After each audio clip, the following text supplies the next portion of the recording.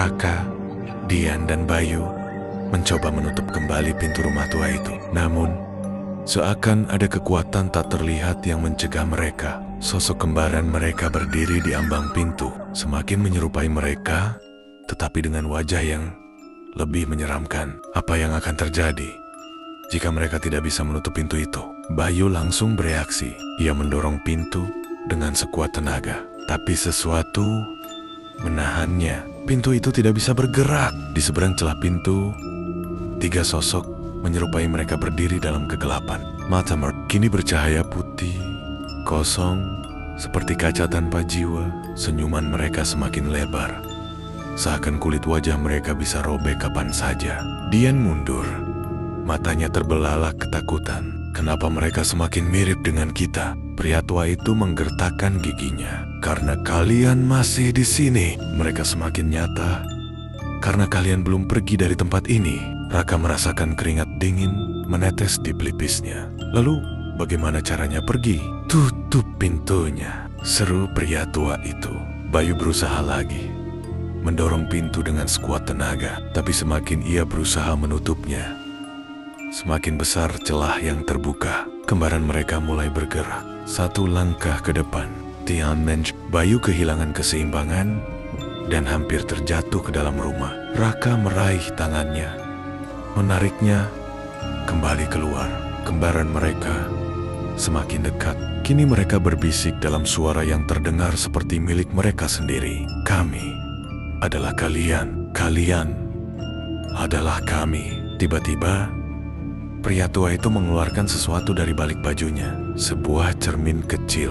Ia mengarahkannya ke dalam rumah. Begitu cahaya bulan memantul ke cermin itu, kembaran mereka menghilang seketika. Pintu tiba-tiba bisa digerakkan kembali.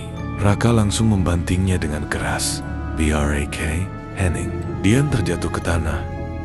Tubuhnya masih gemetar. Bayu mengatur napasnya yang tidak beraturan. Pria tua itu menatap mereka dengan mata tajam. Ini baru permulaan.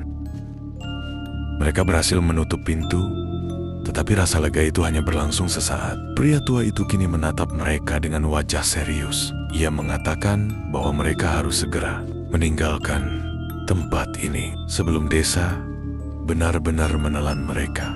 Namun, ketika mereka berbalik untuk pergi, jalan yang mereka lalui sebelumnya sudah tidak ada. Dian masih duduk di tanah, napasnya tidak teratur. Bayu menatap pria tua itu. Sekarang, apa?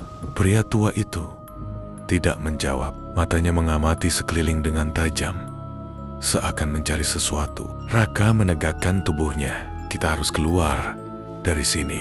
Dian mengangguk, meski tubuhnya masih gemetar. Mereka mulai berjalan menjauh dari rumah tua itu, kembali ke arah mereka datang. Namun, sesuatu tidak beres. Setelah berjalan beberapa meter, mereka berhenti. Bayu mengernyit. Tunggu, ini bukan jalan yang kita lewati tadi kan?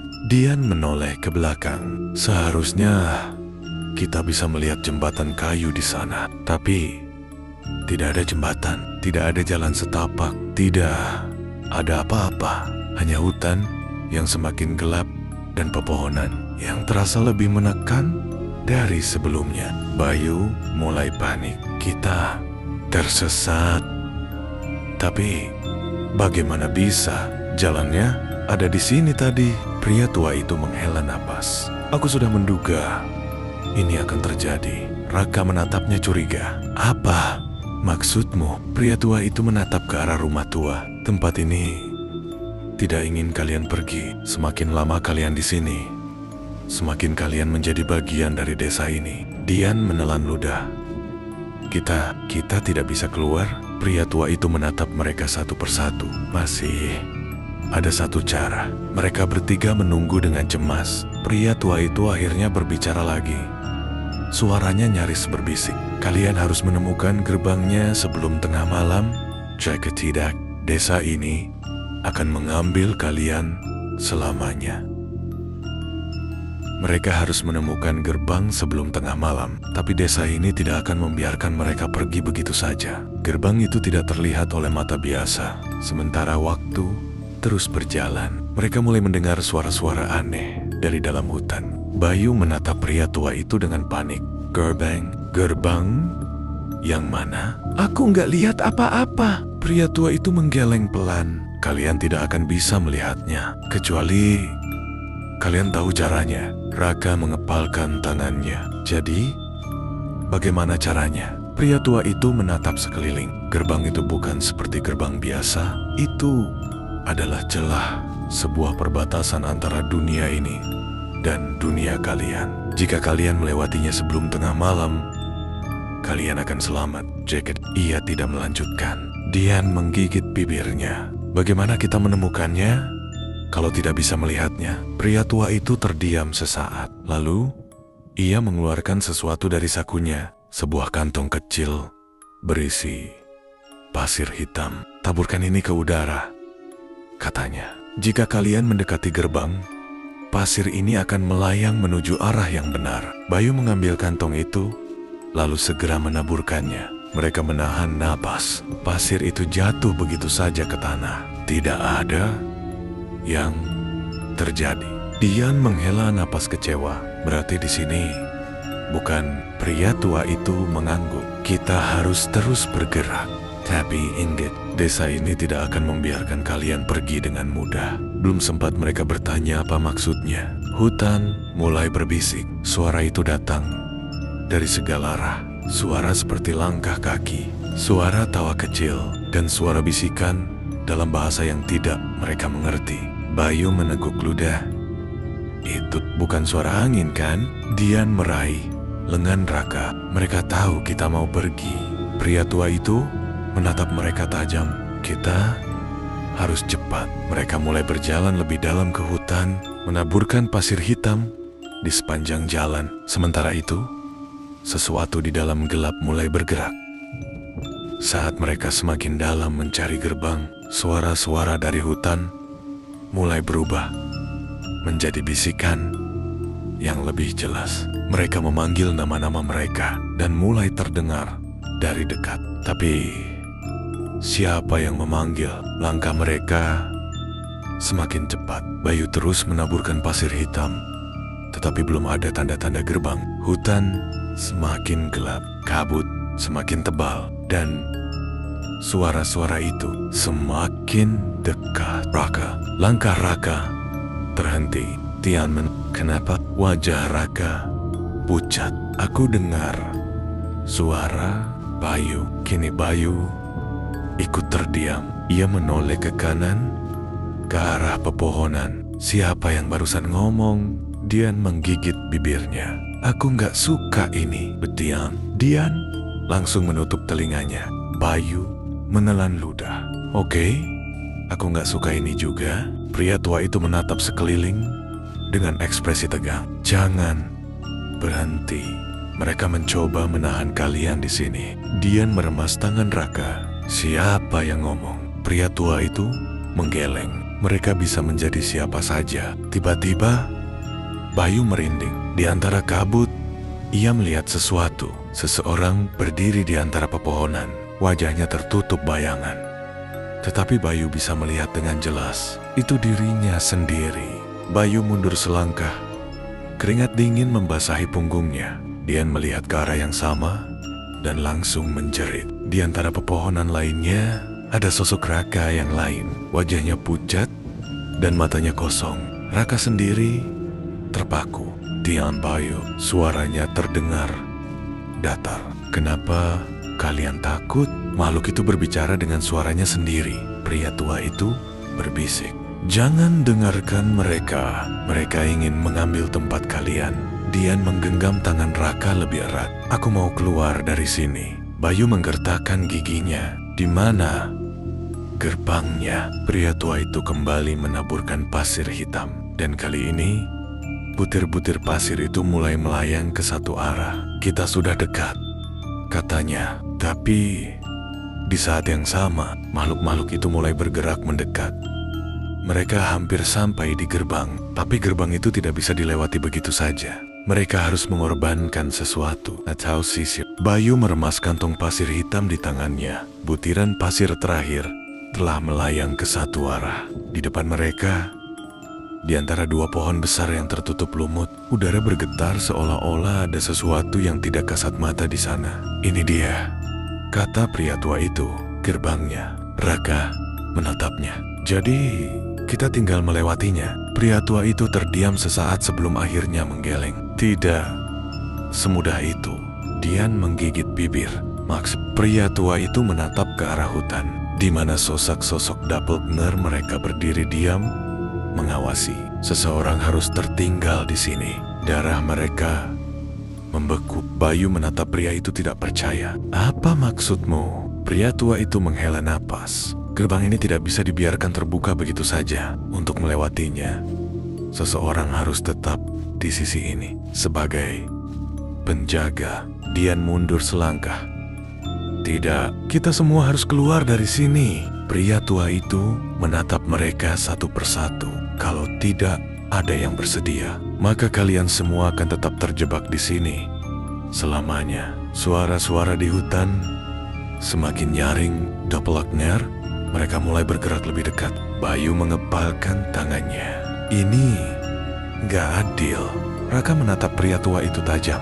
"Kenapa kamu nggak saja yang tinggal?" Pria tua itu tersenyum kecil. "Karena aku sudah terlalu lama berada di sini. Aku bukan bagian dari dunia kalian lagi." Dian mulai menangis. "Jadi harus ada di antara kita yang tertinggal?" Pria tua itu mengangguk. Angin bertiup lebih kencang. Doppelganger mereka kini hanya beberapa langkah lagi.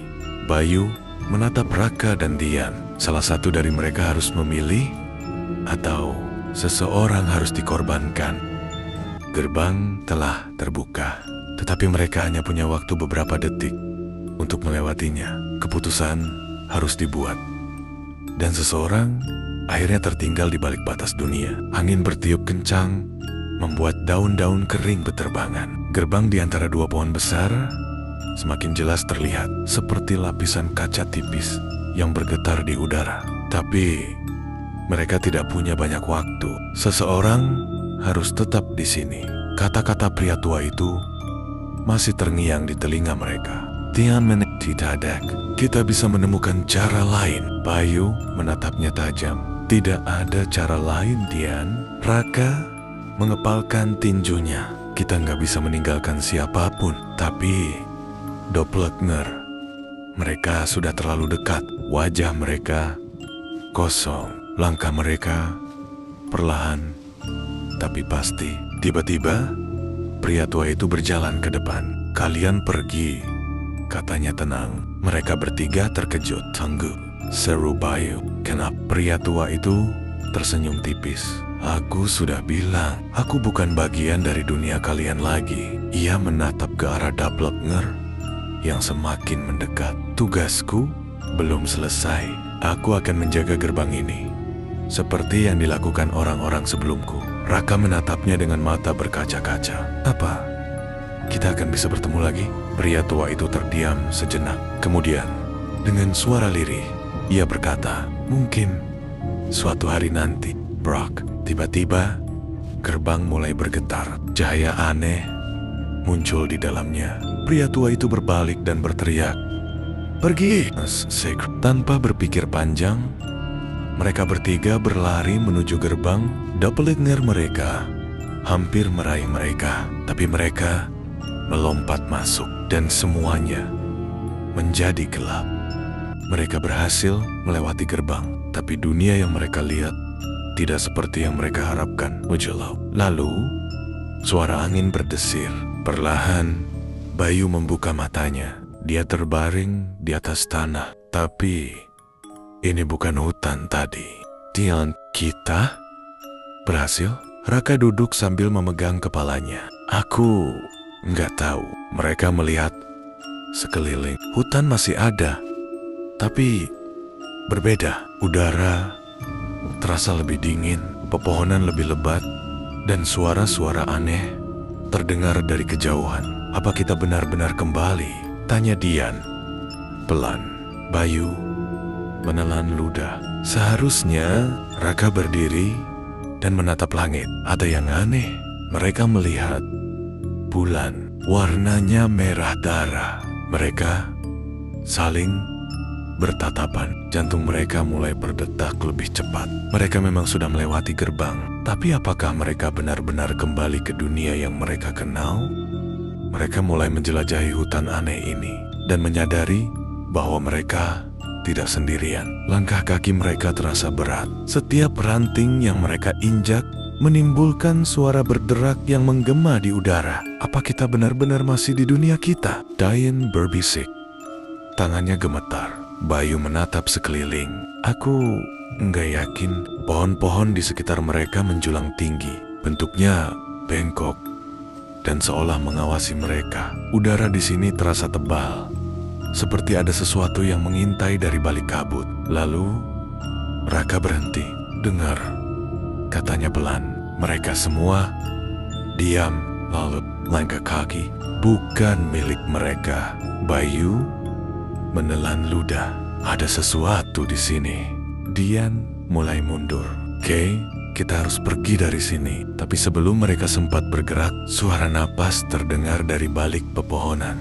Dan perlahan, sesosok bayangan muncul. Bayu, tolong. Bayu tersentak suara itu. Ia menoleh, matanya melebar. Di balik kabut, ada seorang wanita berbaju putih. Rambutnya panjang, wajahnya pucat. Tapi itu ibunya? Bayu gemetar. Ibu. Raka langsung menarik lengannya. Bayu, jangan. Dian juga mundur, matanya penuh ketakutan. Itu bukan ibumu. Tapi Bayu seperti terhipnotis. Langkahnya maju. Wanita itu tersenyum, tapi senyumannya salah. Giginya runcing, bibirnya terlalu lebar, dan dari balik rambutnya yang panjang, mata merahnya menatap tajam. Bayu, kamu lupa ibumu? Dian menjerit. Lari! Seketika, angin kencang berhembus. Kabut semakin pekat, dan sebelum Bayu bisa bereaksi, tangan putih itu menggapainya. Bayu dalam bahaya. Sesuatu berusaha membawanya pergi. Bayu, jangan lihat dia. Dian menarik lengannya dengan kuat, tapi Bayu tetap terpaku. Sosok wanita itu semakin mendekat. Tangannya terulur. Jari-jarinya panjang dan mengerikan. Senyumnya semakin lebar, nyaris merobek wajahnya. Bayu, ikut ibu nak. Bayu bergidik. Tubuhnya mulai kaku.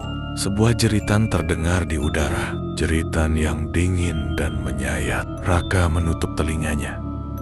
Lari. Dian akhirnya berhasil menarik Bayu, dan mereka berlari sekuat tenaga. Tapi suara itu mengikuti mereka. Shrek, Shrek. Langkah kaki menyeret di tanah, mengikuti mereka dari balik kabut. Dan saat mereka menoleh, wanita itu sudah ada tepat di belakang mereka. Mereka berhasil lolos, atau setidaknya itulah yang mereka kira. Langkah kaki mereka semakin cepat. Bayu kini sadar, napasnya tersengal. Apa itu tadi? Dian menoleh sekilas ke belakang. Kabut semakin pekat. Tidak tahu jawabnya, tapi kita harus terus lari. Mereka berbelok di antara pepohonan besar, berharap bisa keluar dari hutan ini. Tiba-tiba hening. Angin berhenti. Suara langkah mengejar menghilang. Mereka terhenti, terengah-engah. Raka menelan ludah. Apakah dia sudah pergi? Sunyi. Dian menggeleng. Aku tidak yakin. Bayu memegang dadanya, masih ketakutan. Kita harus keluar dari sini. Dan saat mereka ingin melangkah lagi, sesuatu bergerak di balik pepohonan. Bukan suara langkah, tapi napas. Dekat, tepat di belakang mereka. Mereka tidak sendirian. Ada sesuatu yang mengawasi. Hening. Bayu menahan napas. Raka dan Dian juga membeku. Di antara pepohonan, sepasang mata merah menyala. Bayu berbisik, ada sesuatu di sana. Mereka mundur perlahan. Dian meremas tangan Raka. Jangan buat suara. Tapi sesuatu di dalam bayangan bergerak. Langkah berat. Cabang-cabang pohon patah di bawahnya. Mendekat. Dian menggigil. Aku rasa kita harus lari lagi. Raka menelan ludah. Tapi kalau kita lari, cabang pohon di atas mereka retak. Sesuatu ada di sana. Mereka menoleh ke atas, dan mata merah itu kini tepat di atas mereka. Mereka tidak bisa melarikan diri dari sesuatu yang tidak terlihat sampai semuanya terlambat. Dian menutup mulutnya. Bayu Roka berbisik, "Jangan bergerak, jangan bernapas." Di atas mereka, makhluk itu menggantung di cabang pohon. Tubuhnya kurus kering, matanya merah menyala, giginya tersenyum lebar. Ia tidak bergerak, tapi mereka bisa merasakan. Ia menatap mereka. Bayu mencengkram tangan Raka. "Apa yang harus kita lakukan?" Dian menoleh ke Raka. Tapi Raka hanya menatap ke bawah. Lututnya gemetar, tangannya terkepal. Lalu suara itu terdengar. Kayak Mari, suara parau, lirih, seperti berbisik langsung ke dalam kepala mereka. Bayu menggeleng panik. Tidak, kita harus pergi. Cabang pohon berderak. Makhluk itu bergerak. Kemudian sesuatu berteriak. Jeritan nyaring dari dalam kegelapan hutan. Mereka bertiga tersentak, dan sebelum mereka sempat berpikir, makhluk itu menghilang. Sesuatu telah berubah. Hutan ini tidak lagi sama. Hening.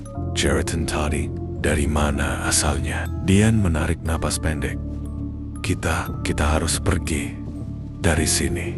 Bayu mengangguk cepat. Raka tidak menjawab. Matanya terpaku pada sesuatu di kejauhan. Kabut mulai menebak. Dian menelan ludah. Sejak kapan kabutnya setebal ini? Langkah kaki terdengar. Bukan dari mereka, dari dalam kabut. Bayu menarik lengan Raka. "Kita harus jalan sekarang." Tapi sesuatu muncul dari dalam putihnya kabut. Bayang siluet manusia tidak bergerak. Dian menahan napas. Siapa itu? Bayu mundur selangkah. Mungkin orang yang tadi menjerit. Siluet itu tidak menjawab. Raka menggertakkan giginya. Ia bisa merasakan sesuatu yang salah. Angin berembus pelan. Kabut sedikit tersibak, dan siluet itu kini terlihat lebih jelas. Tapi itu bukan manusia. Mereka tidak sendiri. Sesuatu sedang memperhatikan. Dan mendekat. Dian mencengkeram lengan Raka. Itu bukan manusia. Bayu menelan ludah. Kita harus mundur pelan-pelan. Tapi sebelum mereka bisa bergerak, sosok itu bergerak lebih dulu. Langkahnya lambat, sunyi, dan semakin dekat. Dian berbisik, "Raka, apa yang harus kita lakukan?" Raka mencoba tetap tenang. Matanya terpaku pada sosok itu. Kini mereka bisa melihatnya lebih jelas. Tingginya tidak wajar. Tubuhnya kurus, hampir seperti bayangan yang memanjang. Wajahnya kosong. Hanya ada 2 lubang hitam tempat matanya seharusnya berada. Dan ia terus bergerak langsung ke arah mereka. Kreak. Sesuatu patah di dalam hutan. Dian tersentak. Ada sesuatu yang lain. Bayu melihat ke kiri. Di antara pepohonan, sosok lain muncul. Lalu satu lagi. Lalu satu lagi. Mereka tidak sendirian. Sosok itu kini mengelilingi mereka. Mereka terjebak. Tidak ada jalan keluar. Sosok-sosok itu semakin dekat, dan mereka tidak bisa lari. Bayu mundur selangkah, tapi di belakangnya ada sosok lain.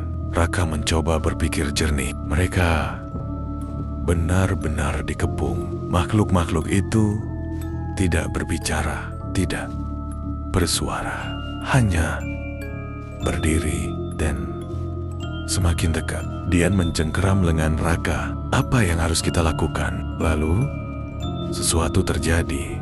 Salah satu sosok itu mengangkat tangannya, menunjuk ke arah mereka. Dan tiba-tiba suara berbisik terdengar di telinga mereka. Bukan dari satu arah, dari semua arah. Suara-suara itu berbicara, tapi mereka tidak mengerti apa yang dikatakan. Raka menutup telinganya, tapi suara itu tidak berhenti. Telinganya mulai berdarah. Di tengah kepungan makhluk tanpa wajah, sesuatu yang tidak masuk akal muncul. Raka berusaha menahan rasa sakit di telinganya. Darah masih menetes. Dian dan Bayu juga menutup telinga mereka, tapi suara-suara itu semakin keras dan makhluk-makhluk itu semakin dekat. Lalu sesuatu yang aneh terjadi. Sebuah celah muncul di antara pepohonan. Sebuah jalan setapak yang tadinya tidak ada. Bayu menunjuk. Itu dari mana datangnya? Dian menoleh ke Raka. Kita harus lari. Tapi Raka ragu. Jalen terasa salah, tapi mereka tidak punya pilihan lain. Tanpa berpikir panjang, mereka berlari ke dalam kegelapan jalan itu. Dan saat mereka menoleh ke belakang, makhluk-makhluk itu tidak mengejar. Mereka hanya berdiri di batas jalan, seakan tidak bisa melangkah lebih jauh. Dian menarik napas lega. Kita selamat. Tapi Raka masih merasakan firasat buruk karena jalan ini tidak seharusnya ada. Raka, Dian, dan Bayu mungkin telah lolos dari makhluk-makhluk itu. Tapi apakah mereka benar selamat? Langkah kaki mereka bergema di jalan setapak yang sepi. Raka melihat ke belakang. Makhluk-makhluk itu masih berdiri di batas jalan, tak bergerak. Dian berbisik. Kenapa mereka nggak mengejar? Bayu menelan ludah. Mungkin kita sudah keluar dari wilayah mereka. Tapi Raka masih merasa tidak nyaman. Jalan ini terlalu sepi, terlalu lurus, dan terlalu panjang. Mereka sudah berjalan lebih dari setengah jam, tapi tidak ada perubahan. Pohon-pohon di kiri dan kanan tetap sama. Tidak ada belokan, tidak ada tanda-tanda akhir jalan. Bayu mulai panik. Kita nggak bergerak kan? Dian terkait. Apa maksudmu? Bayu berbelik. Kita cuma jalan di tempat. Coba. Mereka menoleh ke belakang dan darah mereka langsung membeku. Batas jalan yang tadi jauh di belakang sekarang hanya beberapa langkah di belakang mereka. Makhluk-makhluk itu masih berdiri di sana dan sekarang mereka bergerak. Raka, Dian, dan Bayu tidak bisa bergerak. Mereka hanya bisa menatap ngeri ke arah makhluk-makhluk yang kini berjalan menuju mereka. Dian menggenggam lengan Bayu. Suaranya gemetar. Ini nggak nyata. Ini nggak nyata. Bayu justru mundur beberapa langkah. Kita harus balik. Jangan di sini. Tapi kemana? Mereka sudah berjalan jauh. Tapi anehnya, titik awal perjalanan tetap ada di belakang mereka. Raka mengangkat senter dan mencoba menerangi sekeliling. Pohon-pohon tetap sama. Jalanan masih lurus, tanpa ujung. Bayu panik. Kalau kita balik, kita masuk ke wilayah mereka lagi. Dian memek. Tapi kalau kita tetap di sini, mereka bakal ngejar. Makhluk-makhluk itu kini mulai berlari. Raka langsung menarik tangan keduanya. Lari. Mereka berlari sekuat tenaga menyusuri jalan itu. Tapi jalan ini tidak ada ujungnya. Mereka bisa mendengar suara langkah makhluk-makhluk itu semakin dekat. Bayu tersandung. Raka dan Dian buru-buru menariknya.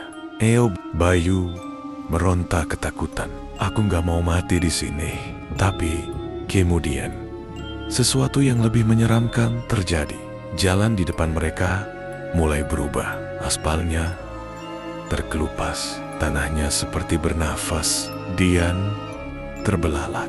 Apa-apaan ini? Mereka melihat ke belakang. Makhluk itu berhenti. Mereka tidak mengejar lagi. Bayu terengah. Kenapa mereka berhenti? Tiba-tiba jalan di depan mereka terbelah. Dari dalam celah yang menganga, sesuatu mulai merangkak keluar. Tangan-tangan hitam, panjang, berlumuran lumpur. Wajah-wajah tak berbentuk muncul dari dalam kegelapan. Lori, Raka menarik kedua temannya mundur. Tapi terlambat, tanah di bawah mereka runtuh. Mereka terjatuh ke dalam kehampaan dan segalanya menjadi gelap. Suara samar-samar terdengar dalam kegelapan. Bayu Beng. Sebuah suara memanggil namanya. Matanya perlahan terbuka. Bayu melihat langit-langit. Bukan hutan, bukan jalan setapak, tapi atap rumahnya sendiri. Dia berada di kasurnya. Dia berada di rumah. Semua ini mimpi. Bayu Turengga mencoba memahami apa yang terjadi, tapi sesuatu terasa aneh. Tangannya gemetar saat meraba lehernya. Ada jejak tangan hitam yang membekas di sana. Bayu ingin berteriak, tapi suara dari balik lemari membuatnya membeku. Kau pikir sudah keluar? Layar gelap. Suara tertawa menyeramkan.